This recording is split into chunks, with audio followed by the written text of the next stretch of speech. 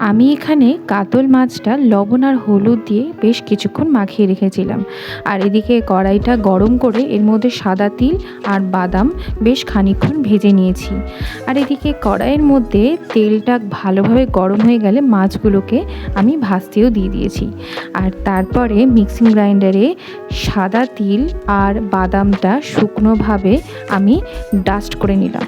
তারপরে পেস্টের জন্য আমি যেটা অ্যাড করলাম, টমেটো, কাঁচা লঙ্কা, পেঁয়াজ, আদা আমি ভালোভাবে পেস্ট করে তারপরে কড়াইয়ের মধ্যে মাছগুলো যেগুলো ভাজা হচ্ছিল সেই সব তুলে নিয়ে তারপরে কড়াইতে আবার বেশ খানিকটা তেল দিয়ে আমি গোটা গরম মশলা এর মধ্যে অ্যাড করলাম, সাথে জিরা আর শুকনো লঙ্কা তেলের মধ্যে একটু ভেজে নিয়ে তারপরে মশলাটা এর মধ্যে আমি দিয়ে দিলাম।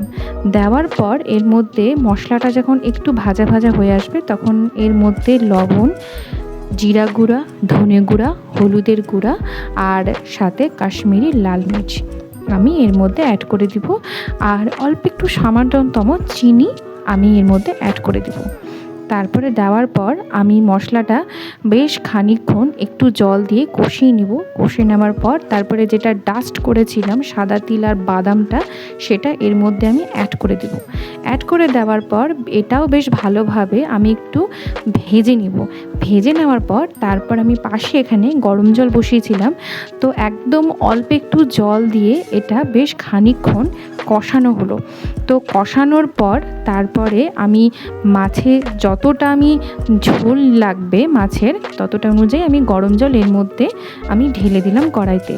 তো ঝোলটা মিনিমাম 15 মিনিট ভালোভাবে আমি এটাকে ফুটিয়ে নেওয়ার পর তারপরে এর মধ্যে সে লাল লাল করে ভেজে নেওয়া মাছগুলো এর মধ্যে একটা একটা করে আমি ছেড়ে দিব।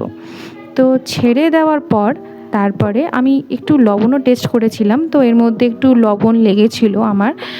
তো তোমরা চাইলে লবণ এর মধ্যে অ্যাড করতে পারো তোমাদের টেস্ট অনুযায়ী। তো নামানোর আগে একটু কসুরি মেথি আর গুঁড়ো গরম মশলা আমি এর মধ্যে আমি অ্যাড করে দিব। তো অ্যাড করে দেওয়ার পর তারপরে গরম গরম ভাতের সাথে এই মাছের ঝোল পরিবেশন করলে এত সুন্দর আর টেস্টি লাগে খেতে, মানে আপনাদের কি বলবো। আর সত্যি বলছি মাছের ঝোলটা খেতে কিন্তু কালকে দুর্দান্ত হয়েছিল। অ্যাকচুয়ালি এই মাছের ঝোলটা আমি আমার শ্বশুরমশাইয়ের কাছে আমি শিখেছি কালকে আমি ফার্স্ট এরকম মাছের ঝোল বানিয়েছি। আমি এর আগে এরকম মাছের ঝোল আমি কখনো বানাইনি। তো আমার ভিডিওটি যদি ভালো লেগে থাকে তাহলে অবশ্যই একটা ফলো করে দিও। Tata, bye bye.